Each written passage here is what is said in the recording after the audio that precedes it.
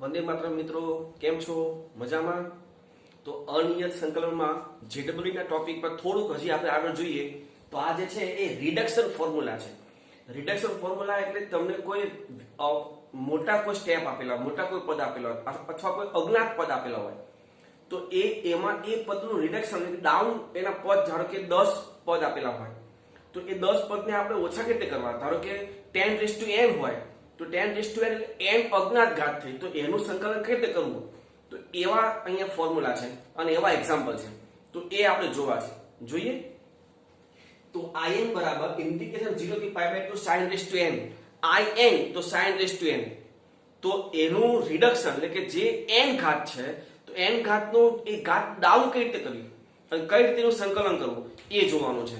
તો એ જે છે in is equal to n minus 1 upon n in minus 2 આ રીતે થાય. મતલબમાં in નું ઇન્ટિગ્રેશન શું થાય તો કે n minus 1 upon n in minus 2. in minus 2 એટલે ઇન્ટિગ્રેશન 0 થી pi by 2 sin raise to n minus 2. મતલબમાં sin ની n ઘાત હતી તો રિડક્શન થઈને sin ની કઈ ઘાત થઈ n minus 2. આ રીતે સ્ટેપ બાય સ્ટેપ ઘટાડતા જાઓ તો છેલ્લે તમને ફાઇનલ ઇન્ટિગ્રેશન મળશે. બરાબર. હવે તમે in minus 2 નું સંકલન કરો તો એ શું આવશે તો કે n minus 2 upon n minus 1 in minus 4. આ રીતે સ્ટેપ બાય સ્ટેપ તમે એનું રિડક્શન કરતા જાઓ તો તમને એનું સંકલન મળશે. અને આનું સંકલન કઈ રીતે થાય તો કે sin રેસ ટુ n છે એને એમ લખો sin raise to n minus 1 into sin x, એટલે કે એક sin x છૂટું પાડો અને પછી ખંડશ સંકલન. આ જે છે રિડક્શન એ ખંડશ સંકલન થી તમે આરામથી કરી શકો છો. બરાબર છે. એ જ રીતે cos રેસ ટુ n હોય તો પણ આ જ થાય. બરાબર.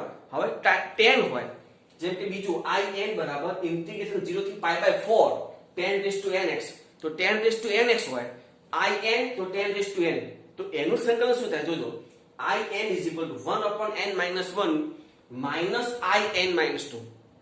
આ in minus 2 એટલે ઇન્ટિગ્રેશન 0 થી pi by 4 tan raise to n minus 2 x dx. આ રીતે તમે એનું રિડક્શન tan નું રિડક્શન કરી શકો છો.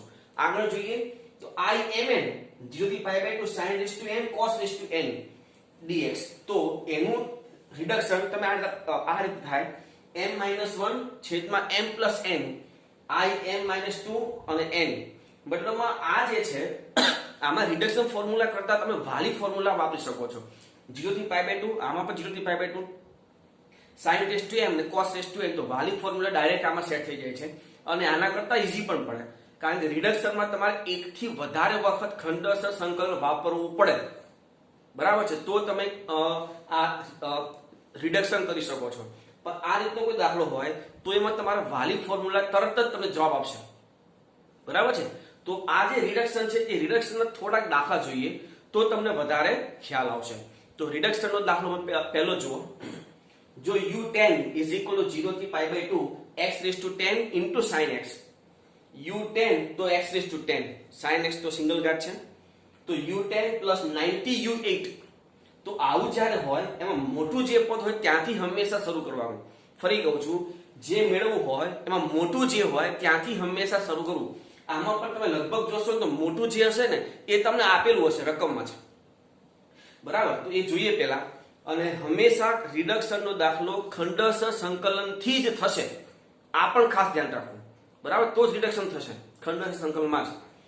તો u10 is equal to 0 થી pi by 2 x raised to 10 into sin x dx.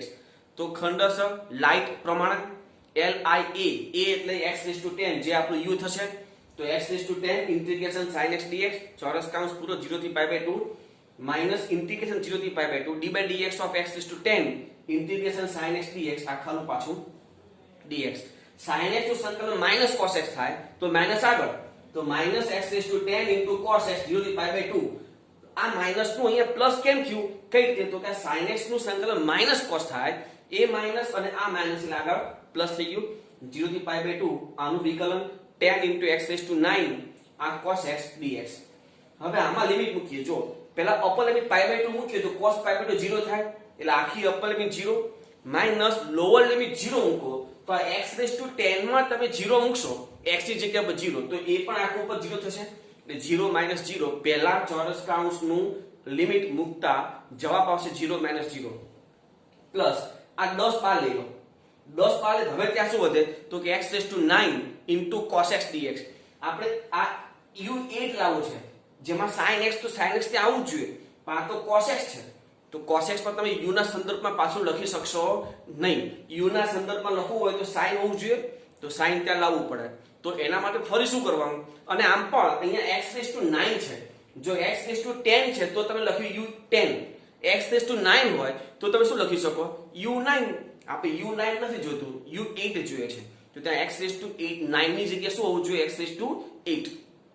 મતલબમાં ત્યાં ફરીથી તમારે ખંડન સંકલન કરવું પડશે જેમાં આ 10 મેં કોમન લીધા છગડીયા કૌંસમાં ચોરસ કૌંસ x⁻9 કોમન cos x નું સંકલન dx 0 થી π/2 minus 0 થી π/2 d/dx of x⁻9 cos x નું સંકલન આખાનું પાછું સંકલન.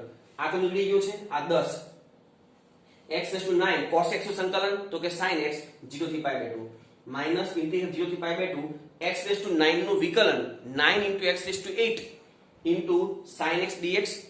હવે આમાં લિમિટ મૂકીએ આ 10 તો ખરું આમાં મૂકીએ π/2 તો આ sin π/2 1 અને અહીંયા લિમિટ મૂકો તો π/2 હોલ રેઝ ટુ 9 અને લો લિમિટ 0 અહીંયા મૂકો એટલે 0 અને 0 into sin ની કોઈ પણ કિંમત હોય એ તો 0 થવાનું છે. મતલબમાં ત્યાં ખાલી આવશે π/2 રેઝ ટુ 9 -0. આ -9 આ 9 બાર લઈ લો હવે ત્યાં શું વધ્યું 0 થી π/2 x⁸8 sin x. જોજો 0 થી π/2 x⁻10 into sin x હોય તો u10 લખાય અને 0 થી π/2 x⁸8 into sin x હોય તો શું લખાય u8. તો આ જે છે એ u8 આ કાઉન્ટ છોડી દઈએ તો 10 into π/2 raised to 9 minus 10 into 9 90 u8 જે માઈનસ છે એ પેલી બાજુ જવા દો તો u10 plus 90 u8 is equal to 10 into π/2 whole raised to 9. એટલે મિત્રો તમે આ રીતે રિડક્શન કરી શકો છો. ધારો કે તમે આનું હજી સંકલન કરો દાખલો લાંબો થઈ જાય પણ સંકલન કરો તો તમે એનું ઇન્ટિગ્રેશન મળી શકે પણ દાખલો બહુ લાંબો થાય લેન્ધી થશે પણ તમારે એને વ્યાપક ત્યાં પદ લખવા પડશે. કઈ રીતે આપણે જોઈએ એક દાખલો છે અહીંયા 0 થી infinite x⁻n e⁻ x dx આ આપણે મેળવવું છે. તો 0 થી ઇન્ફાઇનાઇટ x⁻n e⁻x પર ખંડસ જ કરવું પડે તો ચોરસ કૌંસ x⁻n e⁻x નું સંકલન 0 થી ઇન્ફાઇનાઇટ -0 થી infinite d/dx of x⁻n integration e⁻x dx ચોરસ કૌંસ પૂરો dx. આનું સંકલન શું થાય e⁻x upon -1 x નો સહગુણક લખવો પડે છે એમાં તો માઈનસ આગળ લઈ લઈએ -x⁻n e⁻x 0 થી ઇન્ફાઇનાઇટ માઈનસ આ માઈનસ નું પ્લસ કેમ થયું તો e⁻x નું સંકલનમાં e⁻x upon જે -1 છે એ માઈનસ આગળ લીધું એટલે આગળ માઈનસ નું પ્લસ થઈ ગયું 0 થી ઇન્ફાઇનાઇટ આનું વિકલન n x⁻n -1 e⁻x dx. હવે આ જે છે e⁻x માં અપર લિમિટ મૂકો ઇન્ફાઇનાઇટ આમાં મૂકીશું પછી પહેલા આમાં મૂકો e⁻x માં x ની જગ્યાએ ઉપર ઇન્ફાઇનાઇટ એટલે e⁻∞ એને 1/e⁻∞ લખાય અને e⁻∞ જોજો 1 ની ઇન્ફાઇનાઇટ ઘાત એ અવ્યાખ્યાત થાય 1 થી નાનું કોઈ પણ પદ હોય એની ઇન્ફાઇનાઇટ ઘાત અને 1 થી મોટું કોઈ પણ પદ હોય 1 થી મોટું પદ તો એની ઇન્ફાઇનાઇટ ઘાત આ ખાસ ધ્યાન રાખવું પડે. જો 1 થી નાની કોઈ પણ પદ હોય કોઈ પણ સંખ્યા હોય અને એની ઇન્ફાઇનાઇટ ઘાત કરો જવાબ 0 આવશે. 1 થી મોટી કોઈ પણ ઘાત લો 1 થી મોટી કોઈ પણ સંખ્યા અને એની તમે ઇન્ફાઇનાઇટ ઘાત કરો તો એ જવાબ હંમેશા ઇન્ફાઇનાઇટ આવશે.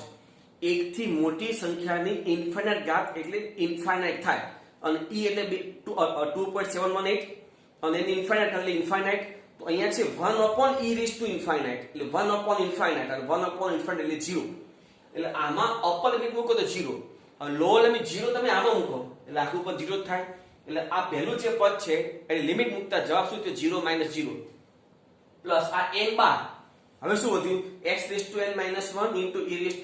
1 e⁻x તો ફરીથી એનું ખંડસ સંકલન તો x⁻n - 1 m9 integration e⁻x dx 0 થી ઇન્ફાઇનાઇટ minus 0 થી infinite d/dx of x⁻n - 1 integration e⁻x dx whole dx.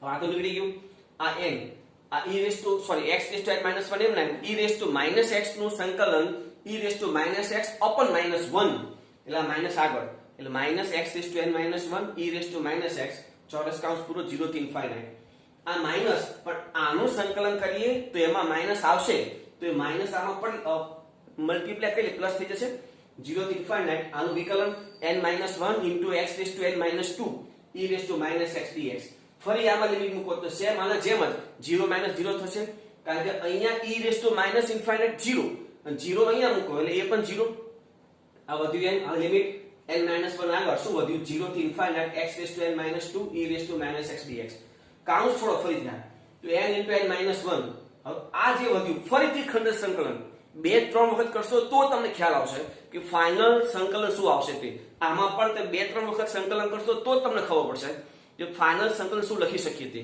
જોજો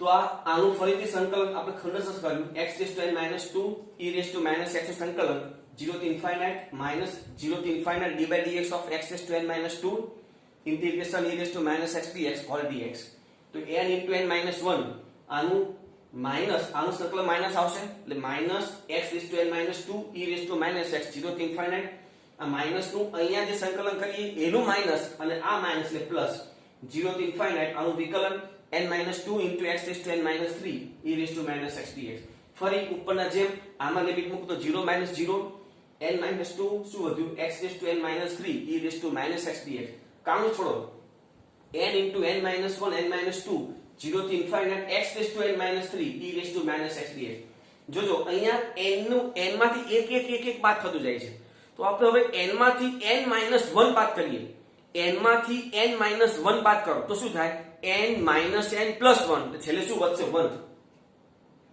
હવે છેલ્લે જો ધારો કે અહીંયા n-2 છે તો x ની કેટલી ઘાત છે n-3 મતલબમાં ઇન્ટિગ્રેશન ની આગળ જેટલી ઘાત હોય જેટલી સંખ્યા હોય એનાથી એક ઓછી ઘાત એક ઓછી સંખ્યા એ x ની ઘાત છે જોજો n-2 છે તો n-2 માંથી એક બાદ કરો તો n-3 જે x ની ઘાત છે બરાબર છે તો અહીંયા જો 1 હોય તો અંદર ઇન્ટિગ્રેશનમાં 1 માંથી એક ઓછું તો x ની કેટલી ઘાત થાય 0 ઘાત થાય જેમ કે અહીંયા n-2 છે તો x ની ઘાત n-3 છે મતલબ ઇન્ટિગ્રેશન ની આગળ જે સંખ્યા હોય એના કરતા એક ઓછી એ x ની ઘાત છે તો ઇન્ટિગ્રેશન ની આગળ અહીંયા 1 છે તો 1 થી એક ઓછી એટલે કે 0 જે x ની ઘાત હોય તો અહીંયા x ની 0 ઘાત લખવાની જરૂર નથી કારણ કે 1 થઈ જાય શું વધ્યું e raised to -x હવે n થી 1 સુધીનો મલ્ટીપ્લાય n ફેક્ટોરિયલ અને e raised to -x નું સંકલન minus e raised to -x 0 થી ઇન્ફાઇનાઇટ આમાં લિમિટ મૂકો એટલે ઇન્ફાઇનાઇટ મૂકો એટલે 0 લોઅર લિમિટ નું માઈનસ અને આગળ માઈનસ છે એટલે પ્લસ 0 મૂકો એટલે 1 તો 1 into n ફેક્ટોરિયલ એટલે આ રીતે તમે 2 થી 3 વખત તમે ખંડિત સંકલન કરશો તો તમને આ રીતે ખ્યાલ આવશે આ રીતે તમને ખબર પડે હવે આગળ ફાઇનલ ઇન્ટિગ્રેશન શું આવશે તે બરાબર એટલે રિડક્શનમાં તમે આ રીતે ઇન્ટિગ્રેશન કરી ફાઇનલ ઇન્ટિગ્રેશન અથવા આ રીતે મેળવી શકો છો હજી જોજો 0 થી π/2 sin raised to nx મતલબમાં આ જે છે ફોર્મ્યુલા એ ફોર્મ્યુલા સાબિતી અહીં આપી એવું તમે કહી શકો છો ત્યાં તમને મેં કીધું હતું કે sin raised to nx નું જો તમારે ફોર્મ્યુલા વાપર્યું હોય અથવા ફોર્મ્યુલા સાબિત કર્યું હોય તો શું કરવાનું એક sin છૂટું પડવાનું એટલે કે sin raised to n-1 into sin x dx ખંડસ કરીએ sin raised to n-1 integration sin x dx 0 થી π/2 minus integration 0 થી π/2 d by dx of sin raised to n-1 integration sin x dx all dx આનું સંકલન minus cos થાય તો minus sin raised to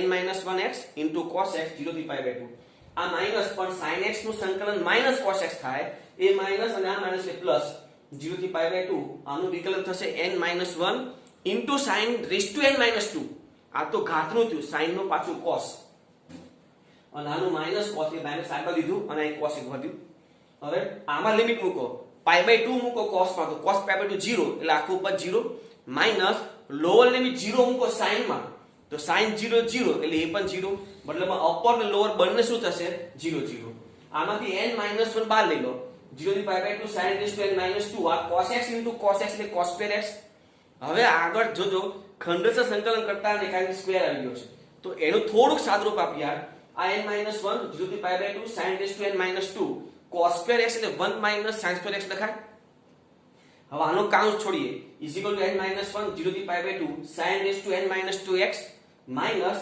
n-1 0 થી π/2 આ શું થાય પણ ગુણાકાર sin raised to n-2 into sin square મતલબ sin રેસ ટુ n થાય. આ sin રેસ ટુ n એટલે આ રકમ છે જેને તમે in લખી શકો છો. અને આ જે છે જો in હોય તો sin ની n ઘાત, તો sin ની n - 2 ઘાત હોય તો કે in - 2. તો આનું શું લખાય? in - 1 આને લખાય in - 2 minus n - 1 અને લખાય in. આ બાજુ in છે તો આ in વાળા પદને આ બાજુ લઈ આવો એટલે પ્લસ થશે. in plus n - 1 into in એ શું વધ્યું? Equal to n - 1 into in - 2. આમાંથી in કોમન તો in વધ્યું 1 plus n - 1 equal to n - 1 into in - 2. આ 1 1 કેન્સલ તો n into in minus n sorry n into in equal to n - 1 into in - 2. આ n નીચે લઈ આવો તો in is equal to n - 1 upon n in - 2. થઈ ગયું સાબિત? જોઈ લો. આ રીતે તમે 0 થી pi by 2 cos raised to n સાબિત કરી શકો છો. 0 થી pi by 4 tan raised to n સાબિત કરી શકો છો. 0 થી pi by 4 cot raised to n સાબિત કરી શકાય. તો આ રીતે એક જ વિધેય ખાલી છોટો પાડી તમે સાબિતી આપી શકો છો. બરાબર? તો આ જે થિયરી છે રિડક્શન ફોર્મ્યુલા એ તમે આ એક જ રીતથી કોઈ પણ દાખલો કરી શકો છો. બરાબર? લખી લો આટલું. આપણે જોઈએ મિત્રો અહીંયા નેક્સ્ટ જે છે એસ્ટિમેશન ઓફ ઇન્ટિગ્રલ, મતલબમાં એવું સંકલન કે જેમાં આપણે એનું એસ્ટિમેટ મેળવવાનું હોય છે. મતલબ ફિક્સ ઇન્ટિગ્રેશન આપણે મેળવી શકતા ન હોય એવા સમયે આપણે એનું આશરે કિંમત નજીકની, ધારો કે આપણે નથી કહેતા કે કોઈ પણની વેલ્યુ આ અથવા આની વચ્ચે હશે, તો આવું એક એસ્ટિમેટ આપણે ઇન્ટિગ્રલમાં મેળવવાનું છે. એમાં બે મેથડ છે તો બંને મેથડ વારાફરતી જોઈએ. પહેલા જો a less than x less or equal to x less or equal to b, મતલબમાં ઇન્ટિગ્રેશનમાં જે લિમિટ છે એ આપણે a થી b હોય, કારણ કે લિમિટ એ x ની ચલની કિંમત હોય, જેના માટે આપણું જે વિધેય છે એ વિધેય કોઈ બે વિધેયની વચ્ચે આવતું હોય. ધારો કે આપણું વિધેય f of x હોય તો એને આમ લખાય h of x less or equal to f of x less or equal to g of x. મતલબમાં f of x જે છે એ h અને g ની વચ્ચે છે. ત્યારે આ જો તમને મળી જાય તો તમે મતલબ તમામમાં a થી b માં ઇન્ટિગ્રેશન કરો. ઇન્ટિગ્રેશન a થી b h of x dx less or equal to integration a થી b f of x dx less or equal to integration a થી b g of x dx.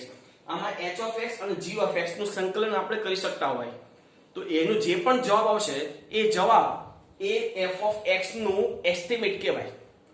f of x નું સંકલન એ આના સંકલનથી આના સંકલનની વચ્ચે ક્યાંક હશે. તો આ એક મેથડ છે એસ્ટિમેટ મેળવવાની. ધારો કે અમુક એવા વિધેય હશે કે જેમાં આપણે આ સ્વરૂપમાં ફેરવી શકતા નહીં હોય, આવા સ્વરૂપમાં આપણે ટ્રાન્સફર ન કરી શકતા હોય, તો એવા સમયે શું કરવું? તો એવા સમયે જે આપણને વિધેય આપેલું હોય એટલે કે જેનું આપણે સંકલન કરવાનું હોય તે વિધેય, એ વિધેય વધતું વિધેય છે કે ઘટતું વિધેય એ ચેક કરવાનું. હવે વધતું કે ઘટતું ખબર કેમ પડે? તો જે પણ વિધેય છે એ વિધેયનું વિકલન એટલે કે f' જો f' greater than 0 મતલબમાં f' ધન હોય તો આપેલ વિધેય વધતું વિધેય કહેવાય. અને જો f' less than 0 એટલે કે f' એ ઋણ હોય તો આપેલ વિધેય ઘટતું વિધેય છે તેમ કહેવાય. એટલે કે વિકલન જો વિકલન વધતું મતલબ greater than 0 તો વધતું અને less than 0 તો ઘટતું વિધેય. બરાબર? તો આ રીતે વધતું અને ઘટતું પહેલા નક્કી કરવું. ત્યારબાદ બીજી મેથડમાં શું કહે છે જુઓ.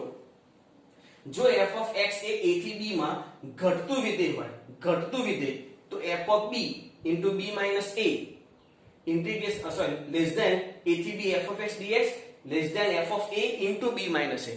જો ઘટતું વિધેય હોય તો પહેલા લોઅર અપર b લેવાનું, પછી b minus a less than integration a થી b f of x dx less than f of a પછી b minus a. જો ઘટતું વિધેય હોય તો પહેલા f of b લેવું પછી f of a લેવું. હવે જો વધતું વિધેય હોય f of x A a થી b માં વધતું વિધેય હોય તો f of a into b minus a less than integration a થી b f of x dx less than f of b minus a. બંનેમાં b minus a તો છે, ખાલી જોવાનું એટલું છે કે પહેલા f of a લેવું કે f of b લેવું. હંમેશા મોટી કિંમત પહેલા હોય. હવે f of b જો ઘટતું વિધેય હોય તો સોરી નાની કિંમત પહેલા હોય, લેસ ધેન છે ને, નાની કિંમત પહેલા હોય. તો નાની કિંમત ક્યારે આવે? જે તમને અંતરાલ આપ્યો છે એ અંતરાલમાં જેમ જેમ કિંમતો મૂકતા જાઓ તેમ તેમ વિધેયનું મૂલ્ય જો ઘટતું જાય તો તે ઘટતું વિધેય કહેવાય. તો આ અંતરાલમાં સૌથી નાની કિંમત ક્યાં હશે? b આગળ. તો f ઓફ b એ આપણું લેવાનું. મતલબમાં જો આપેલ વિધેય ઘટતું વિધેય હોય તો આમાં કઈ લિમિટ લેવાની? અપર લિમિટ a થી b, એટલે મોટામાં મોટી જે કિંમત હોય એના માટે વિધેયનું મૂલ્ય પહેલા લેવું, અને જો વધતું વિધેય હોય તો a પહેલા રાખો, f ઓફ a. બરાબર?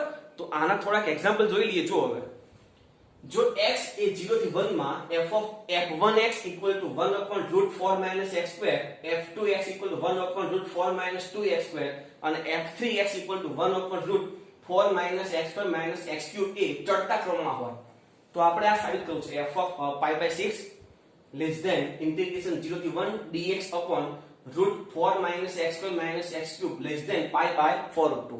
આવું આપણે સાબિત કરવું છે. હવે આ સાબિત કરવું છે તો એના માટે આપણે આ મેથડ 1 નો ઉપયોગ કરીએ, કારણ કે આવી કોઈ બહુપદી આપી હોય ને તો બહુપદી તમે આ સ્વરૂપમાં ગોઠવી શકશો. બરાબર? તો ચેક કરી જોજો.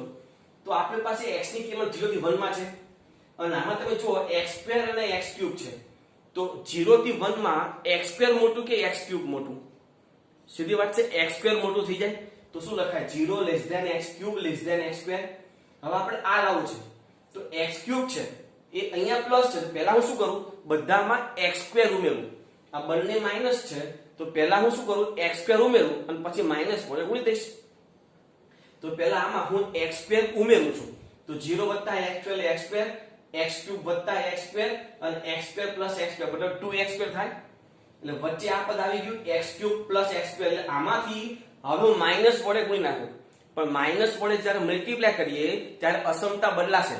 તો અહીંયા લેસ ધેન છે, જે કે અહીંયા ગ્રેટર ધેન છે, -x2 - x3 - x2 less than -2x2. ચલો આટલું પદ આવી ગયું. હવે 4 છે આગળ, મતલબમાં 4 આપણે ઉમેરવાના તો બધામાં 4 ઉમેરીએ તો આમાં 4 ઉમેરીએ 4 માઈનસ આ ગ્રેટર ધેન છે એને આપણે ઉલટાઈ નાખીએ, લેસ ધેન ના સ્વરૂપમાં પહેલા આવશે એટલે 4 - 2x2 less than 4 - x2 - x3 less than 4 - x2. તમે જો આના આ રાખવું હોય તો અહીંયા આવશે ગ્રેટર ધેન, આ ગ્રેટર ધેન આવશે, પણ આપણે કોઈ આ જે પદ છે એને ઉલટાઈ દીધું છે. બરાબર? આ આગળ લીધું છે અને 4 આપણે ઉમેરેલા છે. ચલો હવે આ પદ આવી ગયું અંદરનું પદ. હવે રૂટ છે, જોજો આ બધી કિંમત ધન છે. અત્યારે બધી કિંમત કેવી છે? ધન. અને ધનનું જો રૂટ કરો તો એ જ અસમતા રહેશે, અસમતા બદલાશે નહીં. તો બધાનું આપણે રૂટ કરી દીધું. મતલબમાં આ બધું રૂટ છે એ ધન જ છે. હવે કોઈ પણ ધન સંખ્યા લો તમે, ધારો કે 2 less than 3. હવે 2 less than 3 છે, હવે હું એમાં વ્યસ્ત કરું 1/2 અને 1/3 તો એમાં અસમતા કઈ આવી જાય? ગ્રેટર ધેન થઈ જાય, અસમતા બદલાઈ જશે. તો તમે જો ધન સંખ્યાઓનું વ્યસ્ત કરો છો તો અસમતા બદલાશે. અને આ બધી ધન સંખ્યા છે, હું એમાં વ્યસ્ત કરતા વચ્ચે જે મેળવવું છે એ 1/, છે. એટલે આપણે આ જે છે એનું વ્યસ્ત કરવું પડશે. તો વ્યસ્ત કરું તો અસમતા બદલાશે, લેસ ધેન છે જગ્યાએ શું આવશે? Greater than. એટલે 1/√4 - 2x2 greater than 1/√4 - x2 - x3 greater than 1/√4 - x2. આ વિધેય આપણે અહીંયા આવી ગયું છે. હવે ખાલી મતલબમાં આ આવી ગયું છે, આ પદ અહીંયા આવી ગયું. જોઈ લો. હવે શું કરવાનું થયું? જે વિધેયનું જે ઇન્ટિગ્રેશનમાં આપણે મેળવવું છે સંકલન, જે લિમિટમાં ઇન્ટિગ્રેશન મેળવવું છે એ ઇન્ટિગ્રેશન કરી નાખીએ. એટલે કે 0 થી 1 માં આ તમામનું સંકલન કરતા તો 0 થી 1 dx upon √4 - 2x2 greater than 0 થી 1 dx upon √4 - x2 - x3 greater than integration 0 થી 1 dx upon √4 - x2. હવે આનું સંકલન આનું શું લખાય? 2² - √2x હોલ સ્ક્વેર. એટલે કે x નો સહગુણક √2 છે એ આગળ 1/√2 sin inverse √2x/2 0 થી 1 greater than integration 0 થી 1 dx upon √4 - x2 - x3 greater than આનું સંકલન તો કે sin inverse x/2 0 થી 1. હવે આમાં આ 1/√2 તો છે, આમાં જો 1 મૂકીશ તો sin inverse √2/2 મતલબમાં sin inverse 1/√2 એટલે કે π/4 અને 0 મૂકીએ 0 મતલબમાં અહીંયા π/4 વધશે. તો π/4 અને આગળ 1/√2 છે એટલે π/4√2 greater than integration 0 થી 1 dx upon √4 - x2 - x3 greater than. હવે અહીંયા 1 મૂકો એટલે sin inverse half π/6 અને 0 મૂકો એટલે 0 એટલે π/6. તો અહીંયા આ જે છે શું થયું? π/4√2 greater than integration 0 થી 1 dx upon √4 - x2 - x3 is greater than π/6. જો આને ઉલટાઈ દો તો આ તમારો જવાબ છે. બરાબર છે મિત્રો. આમાં ખબર કઈ રીતે પડે કે આ એસ્ટિમેટની રીતથી તમારે આનું સંકલન કરવું છે. તો આ જે ઇન્ટિગ્રેશન છે ને, આ ઇન્ટિગ્રેશન એ કોઈ પણ મેથડમાં સેટ ન થાય. જો કોઈ મેથડમાં સેટ ન થાય તમારે એસ્ટિમેટ કરવું પડે. બીજી વાત, આ જે છે એમાં તમને f1x f2x આપેલા હોવા જોઈએ. ધારો કે ન આપે તો પણ કોઈ વાંધો નથી, ખ્યાલ આવી જાય છે, થઈ જ જાય છે, સંકલન થઈ જતા હોવા જોઈએ. બરાબર છે. હજી આગળ જોઈએ, જો 0 થી π/2 sin x upon x. હવે sin x upon x એમાં કોઈ એસ્ટિમેટ આપણે કરી શકતા નથી અથવા કોઈ અસમતા સ્વરૂપમાં કન્વર્ટ કરી શકતા નથી. તો શું કરવું પડે? આપણે વધતું કે ઘટતું ચેક કરવું પડે, એટલે કે મેથડ નંબર 2. તો મેથડ નંબર 2 પ્રમાણે આપણે વધતું કે ઘટતું જોવું હોય તો એનું વિકલન કરવું પડે. તો આપણે લઈએ f of x = sin x upon x. તો એનું વિકલન ભાગાકારના નિયમ પ્રમાણે f dash x = છેદ અચળ અંશનું વિકલન cos x માઈનસ અંશ અચળ છેદનું વિકલન 1 છેદમાં છેદનું 1. હવે આ જે પદ છે એમાં અંશમાંથી cos x કોમન લો. cos x એટલે વધે x માઈનસ sin x ના છેદમાં cos x વધે અને sin x ના છેદમાં cos x એટલે tan x અને છેદમાં x2. હવે આપણી પાસે લિમિટ છે 0 થી π/2, મતલબમાં પ્રથમ ચરણ. તો પ્રથમ ચરણમાં cos ધન x2 એ તો ધન જ હોય. હવે આ જે છે x - tan x એ પ્રથમ ચરણમાં ઋણ થાય. કઈ રીતે? જો આ x અને tan x એ બે વચ્ચે આપણે પહેલા કોઈ સંખ્યા લઈએ. ધારો કે 0 થી π/2 માં વચ્ચે π/4 આવશે. તો π/4 માટે ચેક કરીએ. આ x એટલે π/4, x ની જગ્યા ઉપર π/4 મૂકવાનું છે. તો આ થશે π/4 માઈનસ આ tan π/4 એટલે 1. તો π/4 માઈનસ 1, પાઈ ની કિંમત 3.14 વિચારો. તો 3.14 ના છેદમાં 4 0 point something minus 1, 0 point something minus 1 ઋણ સંખ્યા થઈ. એટલે આ સંખ્યા કેવી છે? ઋણ. આ ધન ને આ ધન, મતલબ આખું મલ્ટીપ્લિકેશન કેવું થયું? ઋણ. એટલે કે f dash x is less than 0 થયું. જો f dash x less than 0 તો ઘટતું વિધેય, અને જો ઘટતું વિધેય હોય તો આમાં લેવું પડે f of b વાળું. તો b એટલે π/2 છે, તો f of π/2 b minus a એટલે π/2 minus 0 less than 0 થી π/2 sin x ના છેદમાં x dx less than f of a એટલે 0 છે, તો f of 0 અને b minus a એટલે π/2 minus 0. આ f of π/2 આમાં π/2 મૂકો તો sin π/2 1 છેદમાં π/2 એટલે 1 upon π/2. તો શું થાય? 2/π. તો 2/π આ π/2 less than 0 થી π/2 sin x dx less than f of 0. જોજો અહીંયા તમે 0 મૂકો તો sin 0 upon 0 અવ્યાખ્યાત થાય. તો જ્યારે એ પદ અવ્યાખ્યાત થાય, આપણે લક્ષમાં જોયું છે, જ્યારે લક્ષ ચેપ્ટર જોયું ત્યારે જોયું છે, જો કોઈ વિધેય અવ્યાખ્યાત થતું હોય ત્યારે આપણે એનું લક્ષ મેળવવાનું હોય છે. તો 0 આગળ તમે લક્ષ મેળવો, limit x → 0 sin x upon x આપણે પાસે સૂત્ર હતું 1. તો અહીંયા થશે f of 0 શું થાય? 1 અને આ π/2. તો આ થશે 1 less than 0 થી π/2 sin x upon x dx less than π/2. મતલબમાં આ જે વિધેય છે એ 1 થી π/2 ની વચ્ચે થાય. આ રીતે એનો એસ્ટિમેટ મળશે. બરાબર. હજી આગળ જોઈએ દાખલો 0 થી 1 e⁻x dx નો ઉપયોગ કરી 0 થી 1 e⁻x² dx મેળવો. અમુક વખત એવું પણ કે 0 થી 1 e⁻x² dx મેળવો. તો તમને આના પરથી ખ્યાલ આવી જવો જોઈએ કે આપણે e⁻x નો ઉપયોગ કરવાનો છે. કઈ રીતે? જો લિમિટ 0 થી 1 છે, મતલબ x ની કિંમત 0 થી 1 થઈ. x belongs to 0 થી 1, એમાં e⁻x² અને e⁻x 0 થી 1 માં તમે કોઈ પણ સંખ્યા લો, તો 0.5. તો 0.5 નો સ્ક્વેર શું થાય? 0.25. તો આ e⁻0.25 ને e⁻0.5 તો સીધી વાત છે, e⁻0.5 મોટું થાય એટલે e⁻x² less than e⁻x. અસમતા મળી ગઈ. હા, લિમિટ ઇન્ટિગ્રેશન 0 થી 1 e⁻x² dx less than integration 0 થી 1 e⁻x dx. હવે એક વસ્તુ ખબર છે, ઘાતાંકીય વિધેય છે. ઘાતાંકીય વિધેય હંમેશા ધન હોય તો હું એવું લખી શકું લેસ ધેન જે છે, મતલબ જે e⁻x² છે એનું મૂલ્ય 0 કરતા તો મોટું જ હોય, કારણ ઘાતાંકીય વિધેય છે એ ધન જ હોય. જો ધન હોય તો 0 કરતા મોટું હોવાનું જ. તો 0 લેસ ધેન ઇન્ટિગ્રેશન 0 થી 1 e⁻x² dx લેસ ધેન આનું સંકલન e⁻x 0 થી 1. તો 0 લેસ ધેન ઇન્ટિગ્રેશન 0 થી 1 e⁻x² dx less than limit મૂકો, અપ લિમિટ મૂકો તો 1 માઈનસ લોઅર લિમિટ 0 મૂકો એટલે e⁻0 એટલે 1 થઈ જાય એટલે e-1. તો આ જે વિધેય છે 0 થી 1 e⁻x² dx એનું મૂલ્ય ક્યાં હશે? 0 થી e-1 ની વચ્ચે. એટલે મિત્રો અમુક એવા વિધેય હોય કે જેનું ફાઇનલ એટલે કે ફિક્સ ઇન્ટિગ્રેશન આપણે મેળવી શકતા ન હોય ત્યારે તમારે એનું એસ્ટિમેટ કાઢવાનું હોય છે, એટલે કે એસ્ટિમેશન કરવાનું હોય છે. તો એમાં તમારે આ રીતે મેથડ 1 અને 2 ની રીતથી તમારે એસ્ટિમેશન કરવાનું રહેશે. ઓકે, સમજ પડી? આ તો હવે આ લખી લો.